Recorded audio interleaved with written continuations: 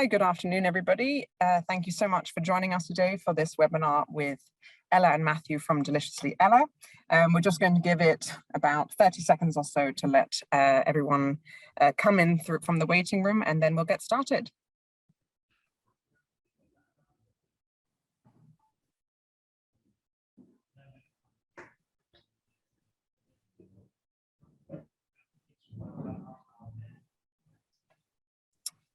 Hi, everyone. Thank you so much for joining us this afternoon. We're just going to give it another 20 seconds or so just to let a few more of our audience get in to the session today, and then we'll get started.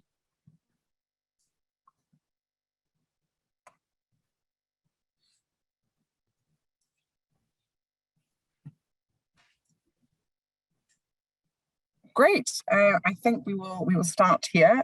So firstly, thank you so much, everyone, for joining us today, and good afternoon.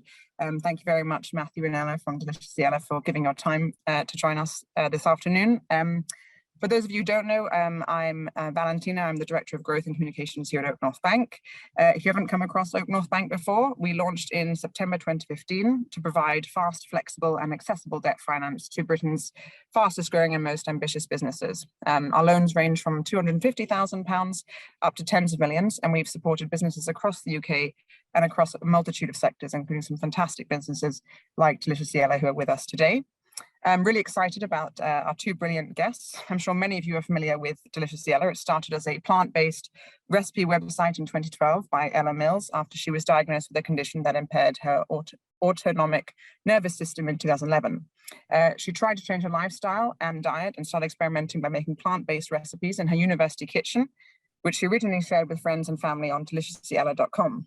The website then gained incredible traction, receiving 130 million hits over the next 3 years. Since then, Ella and CEO Matthew, who's also joining us today, have grown the business into 3 different verticals: food products, their app, and cookbooks. And I have to say, I'm a user of the app. I'm a huge fan of it. It helps me go to sleep every night. And a restaurant in London. Last year, we were delighted to support the business with a facility to help Ella and Matthew make their dream of being a fully family-owned business a reality. There's a lot to get into in today's discussion and some really interesting things to discuss. So at this point, I want to introduce Ella and Matthew. If you wouldn't mind just quickly introducing yourselves. Yeah, hi everyone, hope you're well. Hi, thanks so much for joining us today. Great. So there's 3 sections to the session today. We're going to start off by speaking about the early growth of Deliciously Ella and how the business has diversified. Then I'd like to cover the pandemic and what it meant for the business. And finally, it'd be great to discuss funding and the approach that Ella and Matthew have taken to facilitate their business growth. We're also going to be having some poll questions that we'll be doing throughout the discussion today. My colleague Hugo will share with you now in the chat a link to menti.com and the code that you should use to participate in the survey. And of course, if you have any questions at any point, you can ask them through the Q&A function, which you'll find at the bottom of your screen. So perhaps to just sort of kick us off and get everybody involved, it would be great to start with the Menti poll. So if you want to put in menti.com and type in the code, you'll start to see the results coming up live on the screen.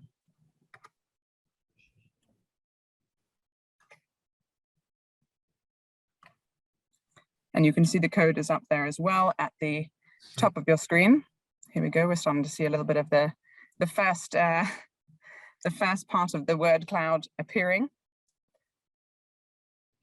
Oh, great. Okay, fine. So funding, so talent obviously being a key part here, right? Staff, cash flow, supply chain, very important. Obviously something we've seen huge challenges with over the last 6 months, especially.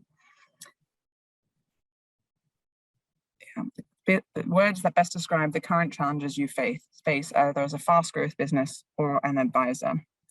COVID, yeah, of course, you know, COVID is something that we'll sort of touch on that in the discussion today, something that obviously has impacted businesses across the country and across sectors. Great, some really, really great responses coming in.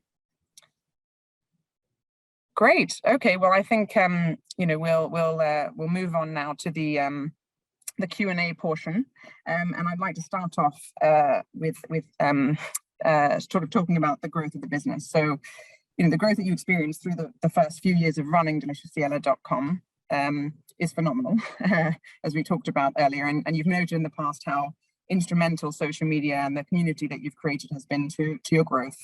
Can you pinpoint why your audience grew so quickly, sort of what you felt really resonated with them?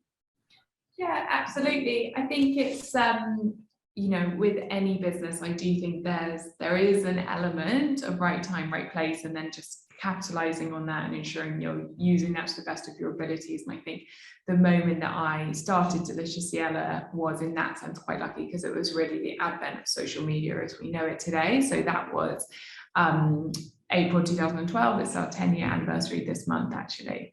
And a few months later, I started Instagram. And at that point, it was such a new platform and we saw incredibly fast growth. And I think really that growth came from being useful. And that has been an absolute foundational pillar of us at Deliciouscielo. Obviously, as a very kind of content and consumer-led brand, we've got social media following about 3 million people now across our various channels.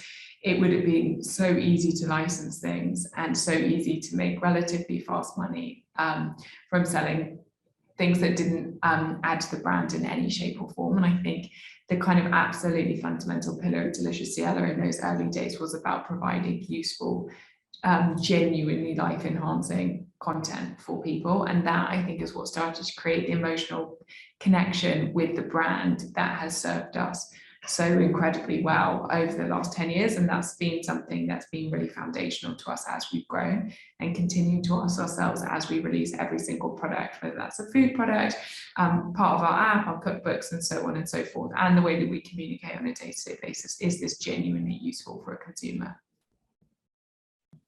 That's great. And as I say, I mean, I'm a user of the app. I use it, the meditation app, to go to sleep every night, and I enjoy the recipes as well.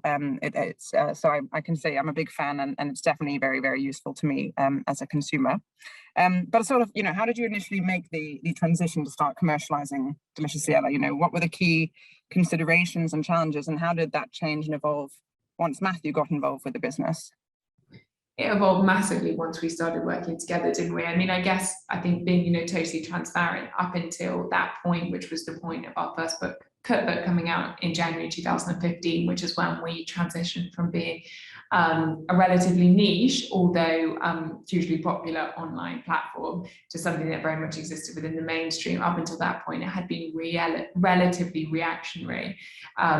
People asking for cooking classes, doing cooking classes, an app. We created our very first app, the cookbook, and so on. But it was many more opportunities coming to us. And I think what became clear when we met was there was an opportunity to grow from that brand and create a kind of much more tangible, conventional sense of business from that. Yeah, I think Deliciouscielo was a brand before we had ever sold anything, which was the thing that when I started working with Ella, I was so excited about. So I started working with Ella a few months after her first book had come out. And so the book had really catapulted Deliciouscielo from being an online community to an offline community, and something that was being spoken about in the press and outside of just you actually going to search specifically for it.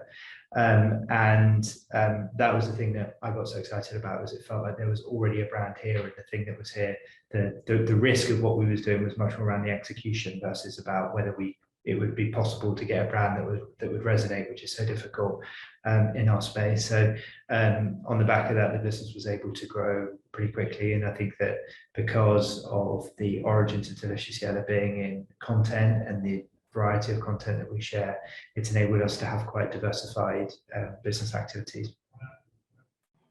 That actually leads us on to the next question, because obviously you've talked about the sort of 3 clear revenue strands to the business: the food products, the app and the cookbooks, and the deli cafe in London.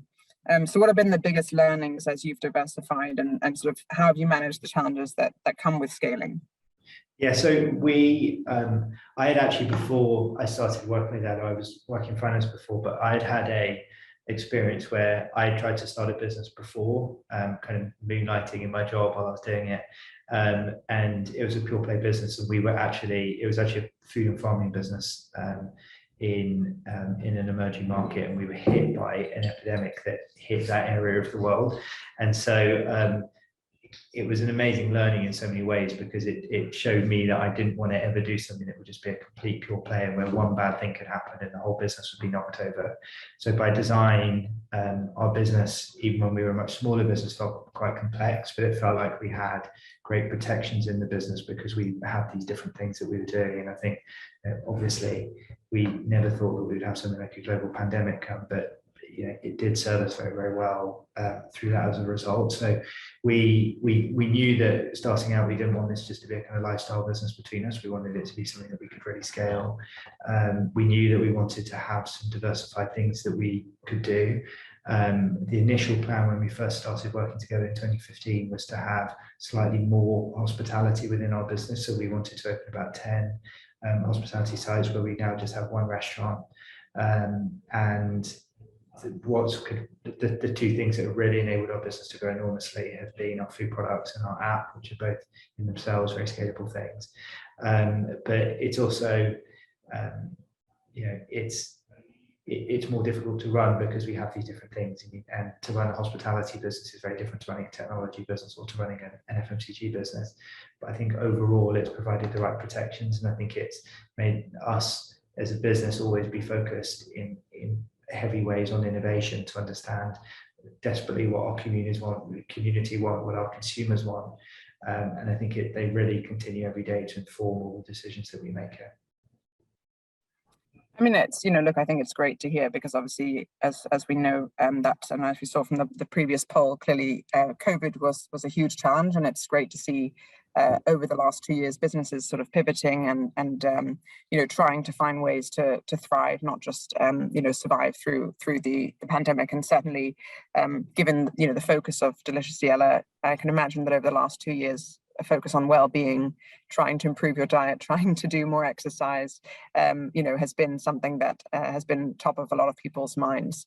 So how did demand change for the business, and sort of how did you adapt the business model over the last 2 years, if at all? I know, Matthew, you said the business has obviously grown in terms of the team size, which is great. Yeah. So the three different businesses were obviously affected in very, very different ways. So when COVID hit, we had to shut our restaurant. It used to be a takeaway site, and we converted it to a restaurant through COVID.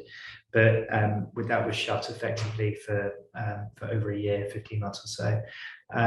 We had our app. We saw initially, this was the really scary thing when COVID hit, was our app at the time was a subscription model. It was 99p a month, and we were actually seeing a decent wave of cancellations of people were saying because they were so scared about their own personal incomes, and that was on a 99p a month product. And so we were nervous at that point. I think when all of the government interventions came in and supports, both here in the UK, we have quite a large subscriber base in the US as well, started to come in, that stabilized, and then our app actually started to go into quite heavy growth as people are accustomed to cooking at home and exercising at home versus going to gyms. So our app did very, very well through COVID, our subscription model.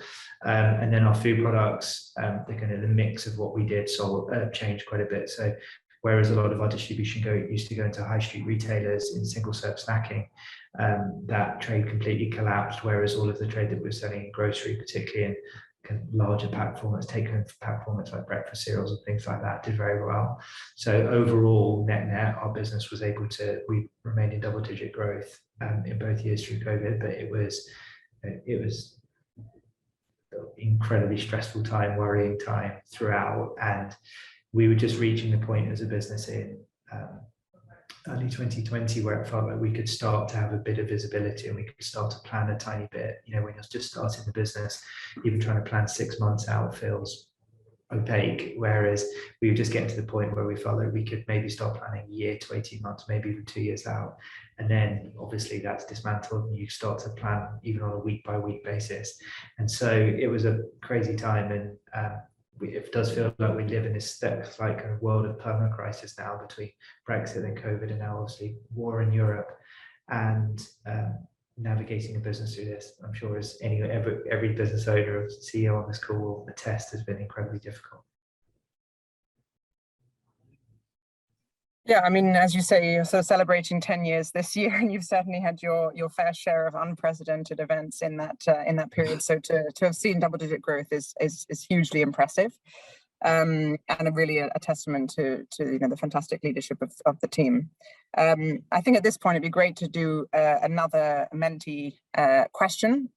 So going back just to the screen here, you'll see, has your business been impacted by the pandemic positively, negatively, or neutral? Great, we can see, okay, there's seems to be an equal footing across all three at the moment. Wow, okay, fine. That's, obviously we've only got a handful of responses so far, but, that's very positive and surprising. But again, I think sort of speaks to the resiliency of British business. And we've certainly seen a lot of fantastic pivots and changes to business models over the last 2 years.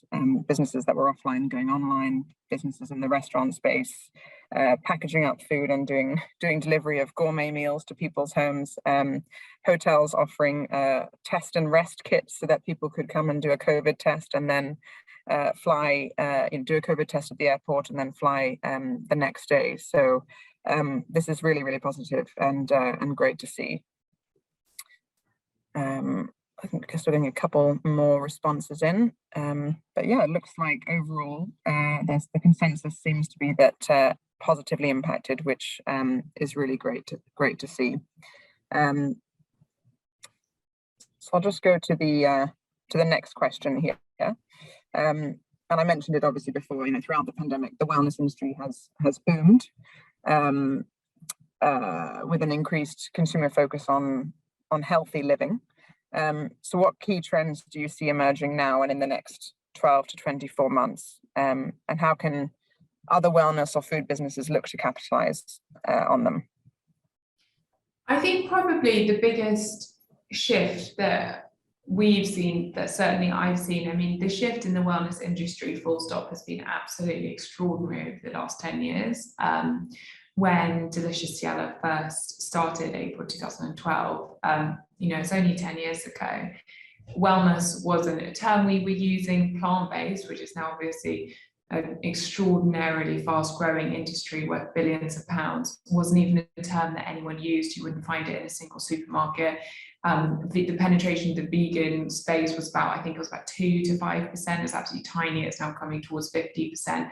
On a kind of anecdotal personal level, everyone I met thought I was nuts. There is absolutely no one who would have believed that Delicious Cielo would have it's not even in my abilities or then our collective abilities, but I don't think anyone would have ever believed it would have been plausible to create a business of, worth tens of millions within this sort of industry. It just didn't exist. And people weren't thinking about food in terms of health in that sense. So it's been a really fast-growing area and really exciting to be such a big part of. I think the biggest thing that I've seen though in terms of the shift has been a much more holistic take on health. I think we started feeling very skeptical, and we certainly saw that our fair share of that as a brand, that food and our lifestyles were genuinely connected to our health, believe it or not, which I think seems like an extraordinary thing to say today because it's such a huge part of the mainstream narrative. But actually, even a decade ago, we were still very, very skeptical that food had such a huge impact on our well-being. I think science is becoming clearer and clearer by the day that that's very, very much the case. And I think we're going to see an even bigger shift in the food industry, I think, in the long term, as we really start to understand the detrimental impact of emulsifiers, preservatives, stabilizers. And it's going to be interesting as well to see where the vegan food space ends up, because so much of the vegan food space that's driving growth is incredibly processed, and that ultra processed food is not necessarily the future. But I think the shift that we're seeing within health at the moment, which is quite exciting, I think, is this more holistic take. I think it's realizing that our health goes so far beyond just what we put on our plate or just how we move our bodies, and actually the mindfulness, the meditation, sleep aspects of it, which is where the direction that our app has moved in. I think the joining of the dots between all of this is becoming clearer and clearer. Again, just the more mainstream the research gets, the more we start to understand that, if you're not sleeping properly, it's almost impossible to eat well. Physiologically, your body's just programmed not to help you do that. I think the more we start to understand that, the more interconnected these areas are going to be, and I think that's going to drive some really interesting innovation. I mean, it's funny you say that, because I mean, and I sort of think about two things. I mean, one, I sort of partially became a vegan for about a week and a half during the pandemic, partially because I couldn't get a hold of any chicken or eggs. This was when supermarket shelves weren't being well stocked. But I have to say, I did feel slightly more energized and better for it. But I mean, you've talked about, Matthew, how it was sort of one of the most stressful periods. So I'd just be interested, as two sort of business leaders, was there anything that you changed personally in your, or sort of took up anything over the last 2 years to sort of help you? I'm sure that'd be great to sort of share with some of the other business leaders on the call today. Yeah, so I actually got it really into at the start of, like, before, when we were running the business, it felt like I never ever had time to exercise. Whereas when we were working from home, I could exercise first thing in the morning. I'd exercise really, really early in the morning, which really helped. And that became a big habit of mine throughout lockdown, which was great. I then got COVID really badly, and that disrupted that pretty heavily. But it has been something I try to continue much more now. And I think that everyone's lives have adapted in ways where, if in December of 2019 you're asking people how they imagine their lives to be in mid-2022, I think everyone's lives is immeasurably different to what they probably would have realized. Yeah, absolutely. I think meditation was something that I kind of delved deeper into, but we've been doing together, and I think it has, even just coming back to work and to business and entrepreneurship, I think it has really been brilliant for us in terms of creating a moment of calm and focus, and I think that does transcend into the workday. Absolutely. Well, before I move on to the next stage of the discussion today, which is focused around funding, I think it'd be great to sort of hear from our audience today about whether they're hoping to expand their business over the next 12 months. We've got another Menti question here, so definitely keeping everybody involved in today's discussion. It'd be great to see. It does look like there are plans. So if certainly, if some businesses have put plans on hold over the last 12 to 24 months, that hopefully now these are starting to come to fruition, and those growth plans are starting to come.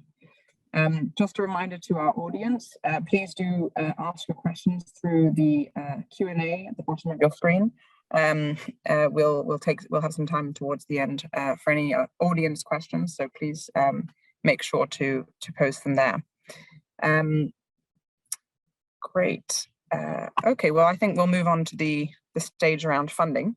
And obviously, Delicious Yellow has had an interesting funding journey with both private equity investment and debt funding from OakNorth Bank.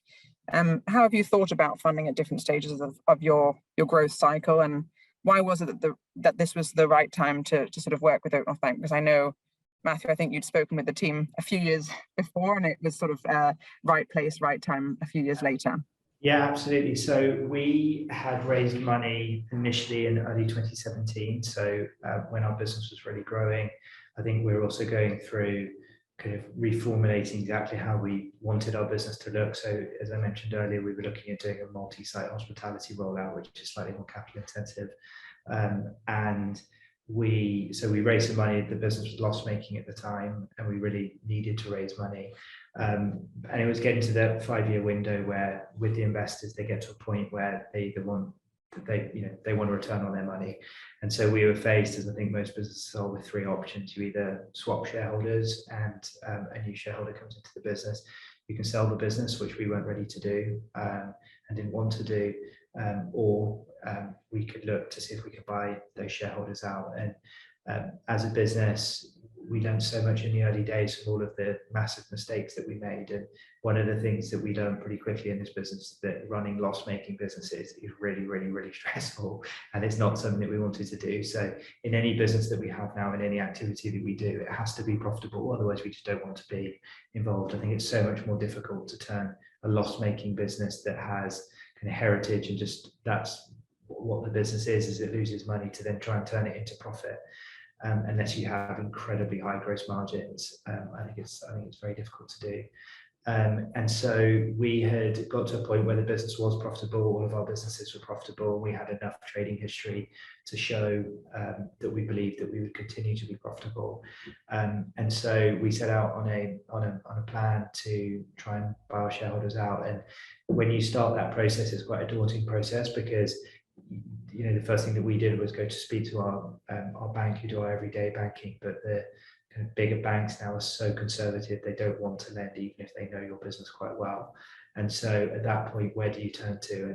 And I had actually read an interview with Rishi, the CEO of OakNorth, in the Sunday Times a few years earlier, and I'd made a note of it in the notes in my phone. And so when I was thinking of how we were going to raise debt to try and get our shareholders out, or how we were going to fund the shareholder acquisition, I literally just emailed the whatever the generic kind of hello inbox is at OakNorth Bank, and they came back to me, and we quickly got into some really productive discussions. It felt, if nothing else, it felt like this would actually be an option for us, whereas and for most banks that you speak to, they're so conservative, they will lend only if you've got 5 years of trading history, and they might lend you small amounts against the levels of EBITDA profit that you're making.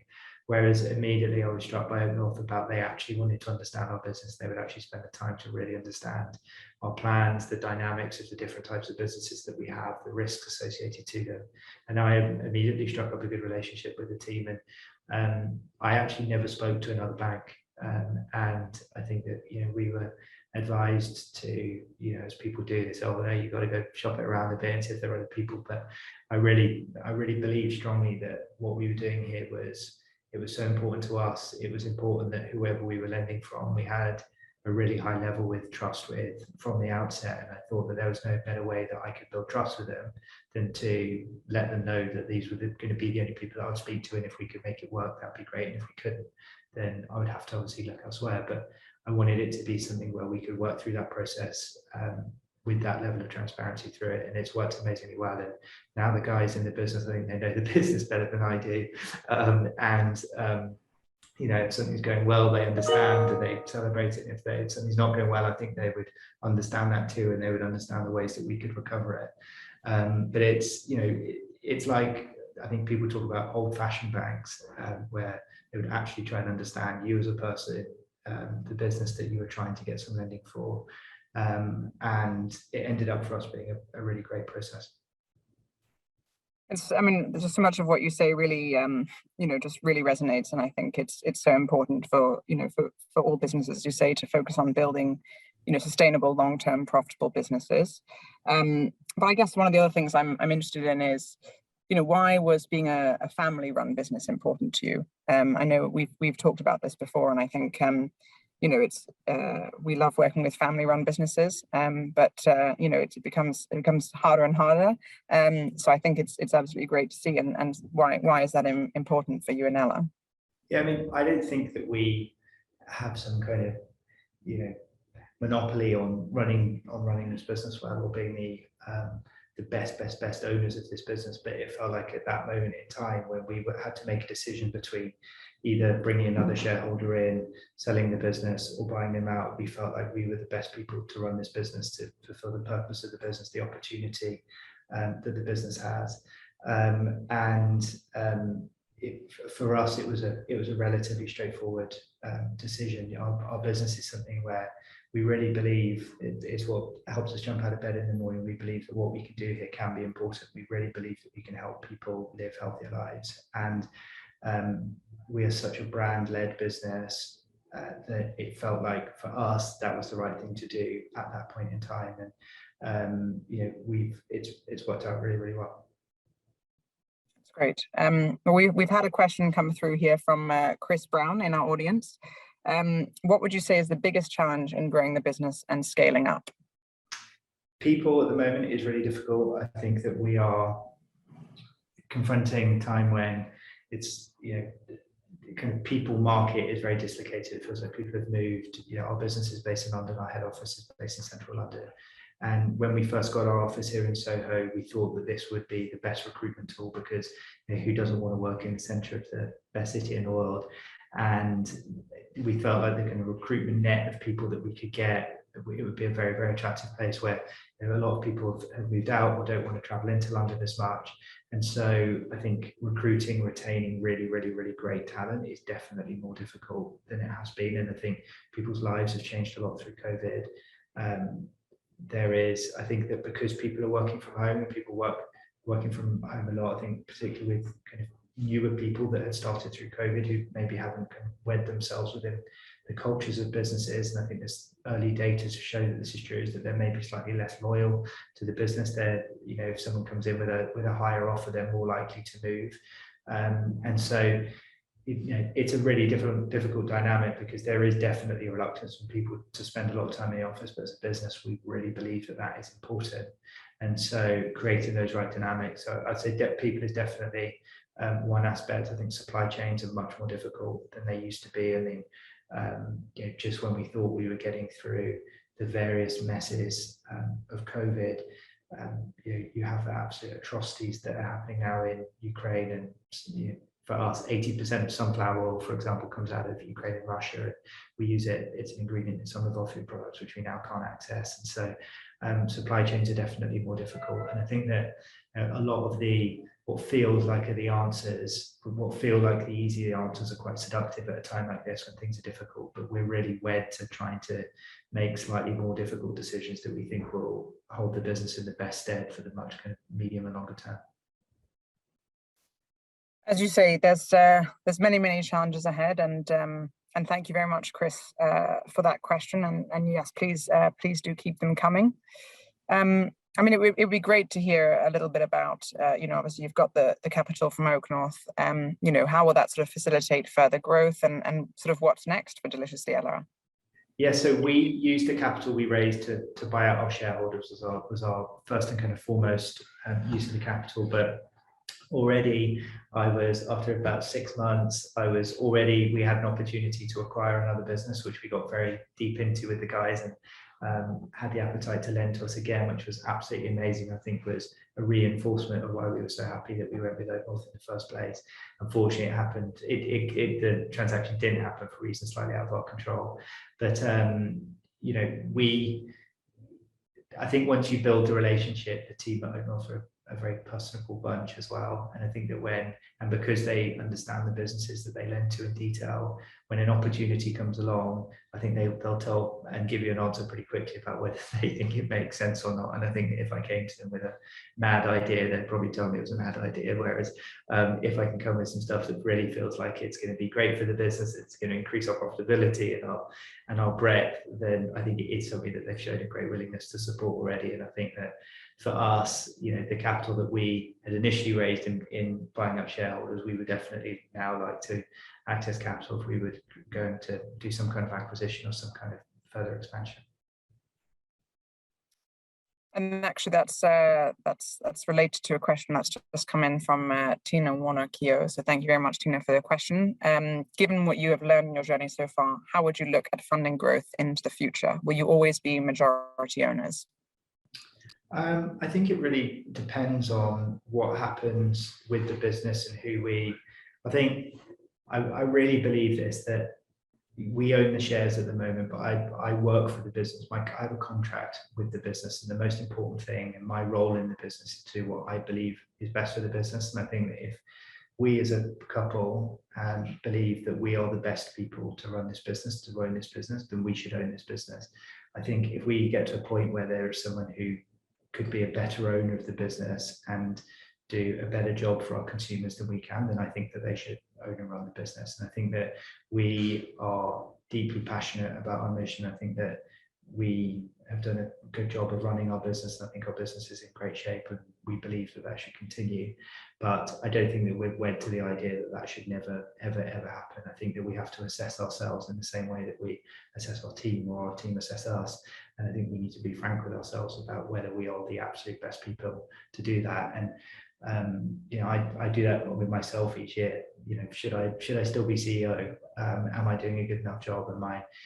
Is the business growing in the right ways that it should be for its best long-term health? And I think as long as we believe that, then we'll continue to own the business. If we don't, then we won't.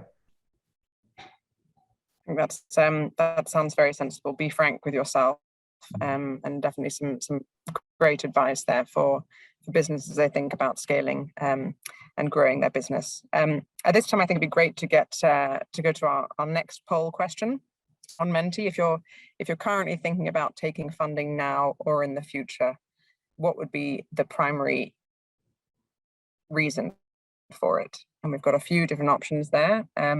You heard about management buyout, working capital, purchasing assets or stock, expansion, management buyout or shareholder buyout, debt restructuring, or other.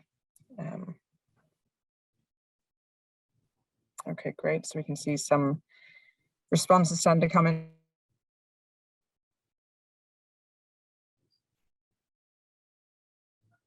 And now sort of spread across the board, working capital, purchasing assets or stock, MBO or shareholder buyout, and expansion being sort of jointly popular. Numbers keep changing here, but definitely seems to be a broad range of reasons why, and great to see that that growth and expansion is one of the most popular choices there. We've certainly seen over the last 2 years, a huge amount of growth. We did about 1.1 billion of new lending in 2020 and about 1.8 billion of new lending in 2021. So we've definitely seen a large portion of that going towards growth, which is fantastic to see. We've had another question come through from Nick Torday. So thank you very much, Nick, for your question. What would you say were the biggest step change marketing tactics in your early days outside of your social presence? You know what? It took us a very long time actually to move into traditional marketing. I think we were really clear when we started working together, obviously, as any startup is, about where our strengths and our weaknesses are. And we wanted to really hire people who could fulfill the roles or had more experience in the roles that we had less experience in. And so we started hiring in supply chain and commercial roles much more than we did in marketing. Our marketing director now actually only joined us almost 3 years ago. And we really put our kind of emphasis on organic marketing to really build a genuine connection. And I think we still see to this day, even though the marketing budget has grown from what was effectively zero in the early days, we still see that people that we bring into the brand organically, so through friends of friends, through people who are genuinely connected to the brand, they are much, much, much more valuable. On the app, they stay infinitely longer, they're much better customers. And that has been something that's really informed our strategy going forward. So actually this year we've got a huge amount of our marketing budgets just going into content production. And we're doing quite a lot of hires in that space at the moment. Because it brings more people to the brand in a more authentic way that makes them better customers than anything that we've found by quite a substantial way. Yeah, I think it's the thing that we believe in our business is provides the business the most defensibility to what we do. I think that our food products that we make, we obviously believe are delicious and different, but if someone put their mind to it, they could replicate our granola recipe that we sell in supermarkets, or they could replicate some of the snacking products that we sell in supermarkets. And I think that what we spend a lot of time thinking as a business is we don't want to get dragged into doing our marketing the same way that other people do businesses. You can go and do above the line campaigns and buy space, but trying to get people through really, really great content and by building a big community like we've done is unique. And that's the thing that creates, I think, great defense around our business. It's the thing that we really need to make sure that we always lean into to retain as a big strength, and make sure that we don't kind of commoditize our marketing in any way. And it's amazing what power a brand you can have and the levels of awareness that you can create as a brand by just publishing really useful, helpful content to people each day that engages them, and the community that you can build from that. And I think the loyalty from shoppers, the likelihood you are to get someone to then purchase one of your goods or services as a result of bringing them in through that ways versus them just seeing it on a billboard, we think is much stronger. And I think as a business, it's the way that we really believe we create the best defense around everything that we do. I mean, amazing that you're a 10-year-old business and you only hired, your first marketing, or you've made your first marketing hire only 3 years ago. I mean, just really speaks to the phenomenal brand that was built. And I think, those points that were made around, not commoditizing marketing and sort of bringing in marketing at the right time. And thank you very much, Nick, for that question. And he said, thanks very much, a very helpful response. So thank you, Nick, for that question. We've had another question come through from Nicole Macedo. I hope I pronounced that correctly. What areas or categories are you most interested in for potential M&A, if you are looking at M&A at any point in the future? So I think within brands of areas in store that we're not currently in or don't feel like our brand has such a natural fit for, but we believe could be high growth categories, I think is one place that would be interesting in. I think in other places in manufacturing. So I think that it's getting much more expensive to produce, and so I think the more manufacturing facilities we have where we can be holding all the margin for ourselves, the better.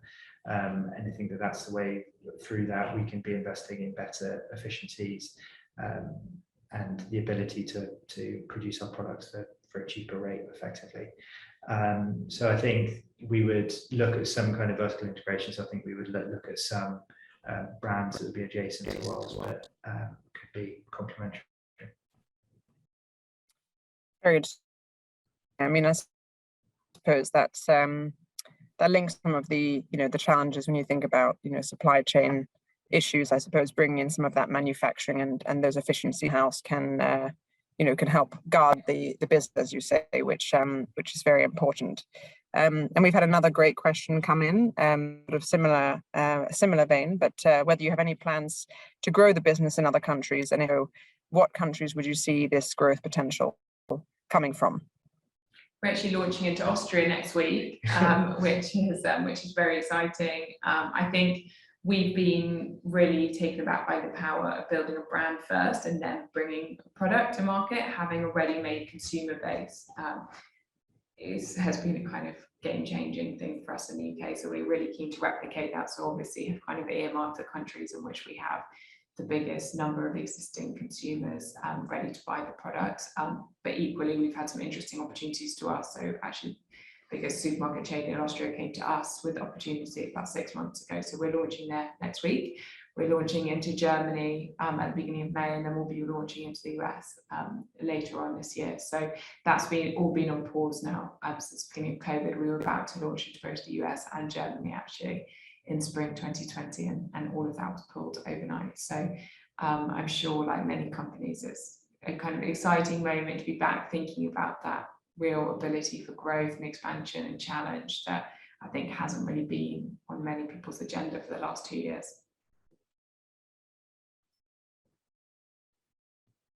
Wow, so definitely lots to keep you busy over the next few years, and yes, some great some great markets there. I'm sure there'll be lots of demand. And I guess that brings me on to a question of mine. Is it global, or it's just in the UK at the moment? Is it only available to? So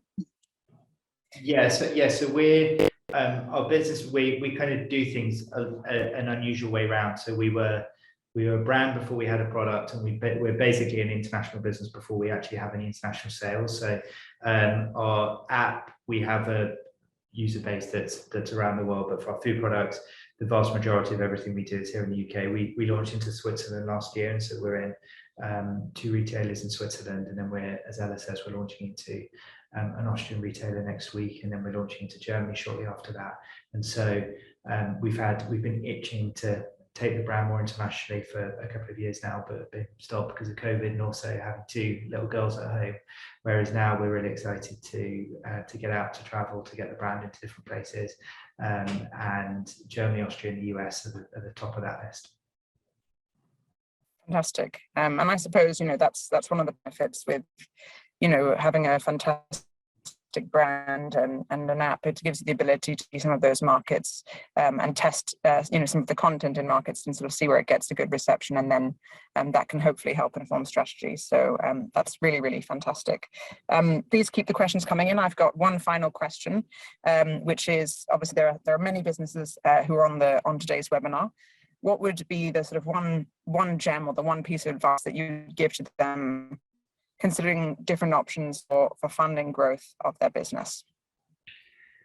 Yeah, I think, look, owning the equity, owning more equity in your business is a lot more fun than owning a lot less equity. So I think that really understanding the capital needs of the business, our business doesn't have to be a capital intensive business. So we should be able to own a lot of the equity within our business. We're really happy that we can.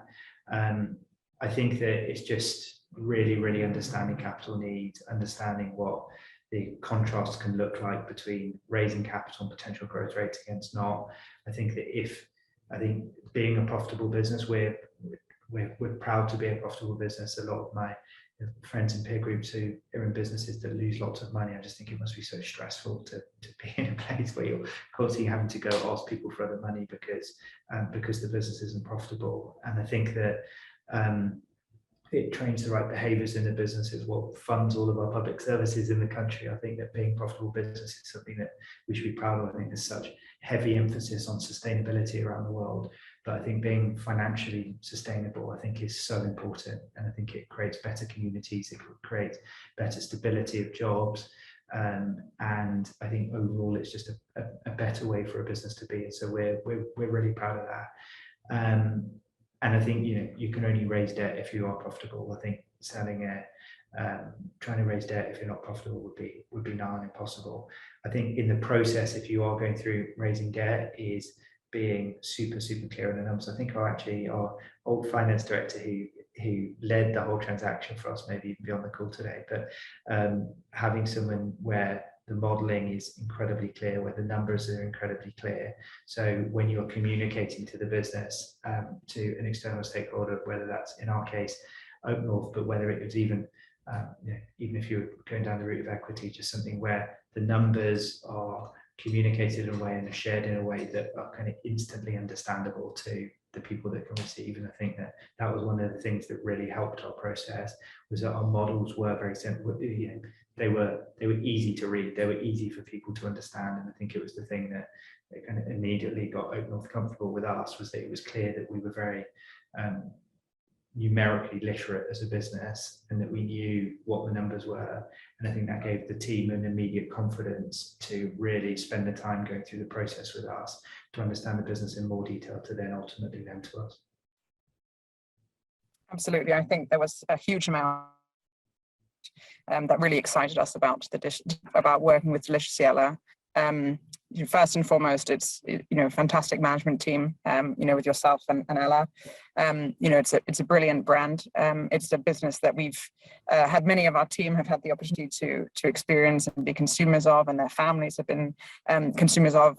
And I think, as you say, the numbers really speak for themselves. And it's in times, through times like COVID, where you see how the business responded, how the management team reacted, and sort of how they behave with their teams, that really shows if this is a business that can stand the test of time. So we're really delighted to be working with you. And on the wrapping up on our final mentee question of the day about excitement, what still excites you most about running your own or working with fast growth businesses? And while we get responses from the audience, it'd be great to get your take, Matthew and Ella, on what excites you most about running a high growth business.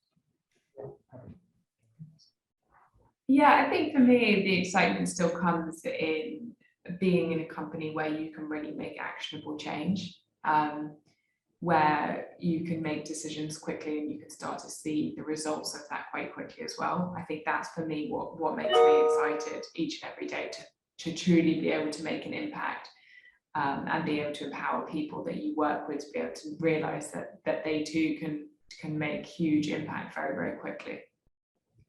Yeah, I completely agree. I think that it's quite difficult to get funding in a business, or to scale a business now that isn't solving a real world important, meaningful consumer need.